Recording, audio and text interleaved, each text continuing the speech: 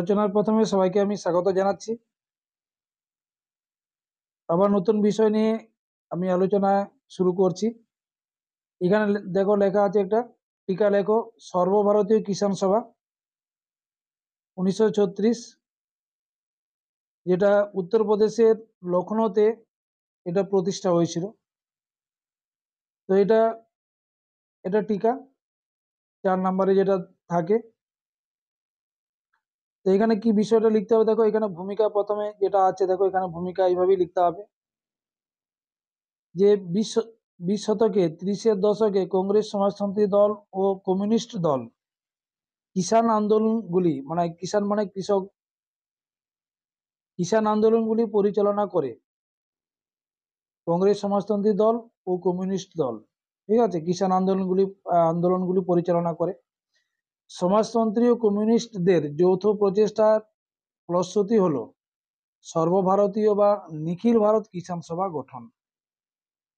সমাজতন্ত্রী কংগ্রেস সমাজতন্ত্রী দল এর আগে যেটা আলোচনা হয়েছে 1934 সালে, সেই কংগ্রেস সমাজতন্ত্রী দল ও কমিউনিস্টদের যৌথ প্রচেষ্টার ফলশ্রুতি হলো সর্বভারতীয় বা নিখিল ভারত কিষাণ সভা গঠন, যেটা 1936 সালে গঠিত হয়েছিল। পরে যে পার্টটা আছে দেখো, সর্বভারতীয় কিষাণ সভা গঠন, এটা যে বিষয়টা লিখতে হবে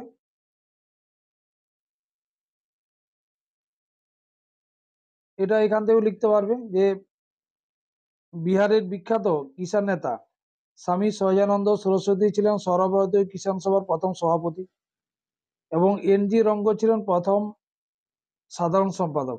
তিনি উত্তরপ্রদেশের ছিলেন। তাহলে এখানে প্রথম সভাপতি হচ্ছে স্বামী সহজানন্দ সরস্বতী, তিনি কিষাণ নেতা ছিলেন, কৃষক নেতা ছিলেন। এবং প্রথম সম্পাদক হয়েছিলেন এনজি রঙ্গ, তিনি উত্তরপ্রদেশের।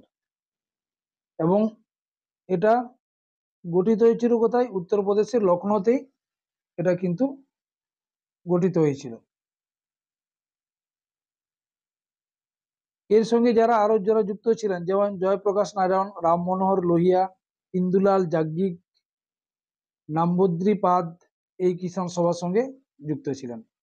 তাহলে এখানে গঠনটা মূলত লিখতে হবে যে উত্তরপ্রদেশের লখনৌতে 1936 সালে এই সর্বভারতীয় কিষাণ সভা গঠিত হয়েছিল, যার প্রথম সভাপতি ছিলেন স্বামী সহজানন্দ সরস্বতী, যিনি বিহারের কৃষক নেতা ছিলেন এবং প্রথম সভাপতি হলেন এবং প্রথম সম্পাদক হয়েছিলেন এনজি রঙ্গ, যিনি উত্তরপ্রদেশের ছিলেন। এর সঙ্গে এছাড়া যারা যুক্ত হয়েছিলেন এই নামগুলো লিখে দেয়: জয়প্রকাশ, রাম মনোহর, ইন্দুলাল যাজ্ঞিক, নাম্বুদ্রি পাদ এই কিষাণ সভার সঙ্গে যুক্ত ছিলেন। যে উদ্দেশ্যগুলো এখানে আছে দেখো, সর্বভারতীয় কিষাণ সভা গঠনের উদ্দেশ্য, এইভাবে পয়েন্টগুলো তোমরা লিখবে।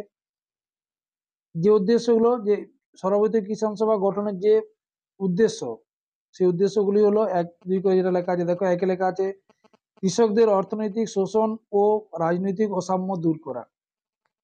যে তারা অর্থনৈতিক দিক থেকে যে তারা শোষিত সেটা, এবং রাজনৈতিক অসাম্য, যে রাজনৈতিকতে কৃষকদের যে তাদের যে অধিকার নেই, সে অধিকারটা আদায় করা।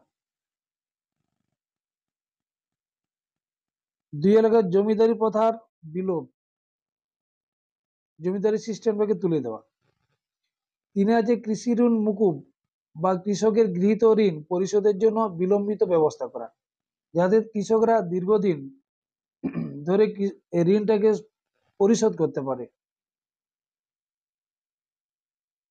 হয় ঋণটাকে মুকুব করতে হবে কিংবা দীর্ঘ একটা সময় তাদেরকে দিতে হবে কৃষি ঋণ পরিশোধ করার জন্য, এই একটা উদ্দেশ্য ছিল। আর হচ্ছে বেকার শ্রমের বিলোপ, তাদের যে বেকার খাটানো হয়, পারিশ্রমিক ছাড়াই যে তাদেরকে খাটতে হয়, এটাকে বন্ধ করতে হবে।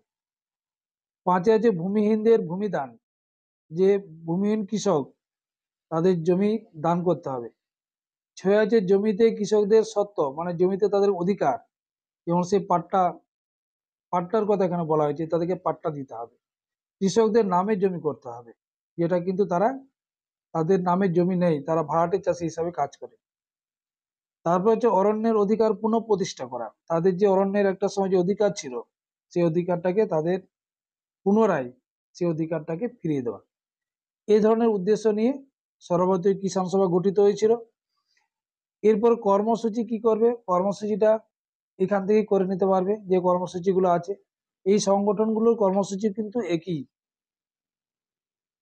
এই 1-2 থেকে যেটা আছে যে চাষিদের যে বিভিন্ন সংগ্রামে, স্বাধীনতা সংগ্রামে উচ্ছেদ, জমি যে থেকে উচ্ছেদ করা হচ্ছিল অংশগ্রহণ করার কারণে স্বাধীনতা সংগ্রামে, তাদের শিক্ষাগুলো বাধ্যতা করা একটা ব্যাপার ছিল। ধর্মঘট, পিকেটিং, এই অধিকারগুলো দিতে হবে। তারপরে তাদের মত প্রকাশের স্বাধীনতা দিতে হবে।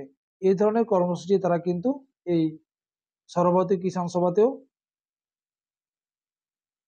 তারা কিন্তু গ্রহণ করেছিল।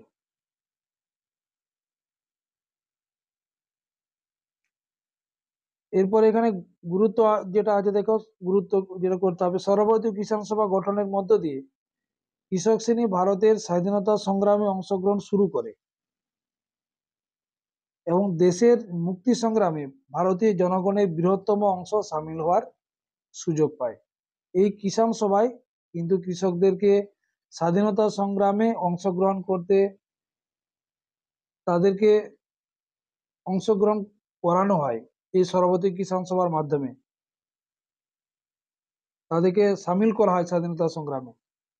এবং এদের সঙ্গে এই জন্য বলা হচ্ছে ভারতীয় মুক্তি সংগ্রামে ভারতীয় জনগণের একটা বৃহত্তম অংশ কিন্তু আন্দোলনে সামিল হওয়ার সুযোগ পেয়েছিল এই সর্বভারতীয় কিষাণ সভার মধ্য দিয়ে। এই গুরুত্বটা এটাই লিখতে হবে। এরপরে যেটা আছে দেখো, এখান থেকে উপসংহারটা লিখে নিতে পারবে যে ভারতের কৃষক আন্দোলনের ইতিহাসে সর্বভারতীয় কিষাণ সভার প্রতিষ্ঠা ছিল একটি স্মরণীয় ঘটনা বা তাৎপর্যপূর্ণ। উপসংহার লিখে এই অংশটা লিখে দিতে হবে। যদি ঐতিহাসিক নাম মনে না থাকে দরকার নেই। ভারতীয় কৃষক আন্দোলনের ইতিহাসে সর্বভারতীয় কিষাণ সভার প্রতিষ্ঠা ছিল একটি স্মরণীয় ঘটনা বা উল্লেখযোগ্য ঘটনা। এইভাবে এখানে শেষ করে দেবে, তাহলে কিন্তু